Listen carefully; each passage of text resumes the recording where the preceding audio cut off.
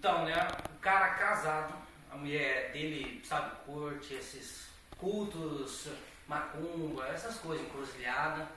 E o cara, o marido dela não é muito chegado nisso. Ela convidou ele pra ir, né, pra participar uma noite disso aí, ouro numa encruzilhada, né, pra fazer ali o culto, o ritual, fizeram uma roda. E a mulher do cara era, ó, espetáculo, linda, linda, linda, olha, as mamas. Daí, chega lá no culto, fizeram aquela roda lá, ela sentada, ela e o marido. Começa o culto, um cara pula no meio da roda. E pulando lá que nem um doido, chega o cara. Quem é que tá aí, meu irmão? Fala quem é que tá aí, quem é que tá aí? Que entidade que abaixou? Deu cara, é o Caboclo Nenê. Quem?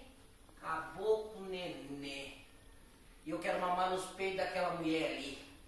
Daí o marido pega e olha, simplesmente, olha, eu vim aqui como visitante, vou sair como corno? Não, tá errado isso aí. A mulher, deixa de ser bobo, homem. Não é ele, é o espírito nele, né?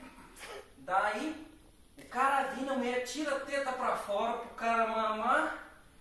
Daí o marido, meu Deus, o que eu vou fazer? Tá, pulou no meio da roda e começou.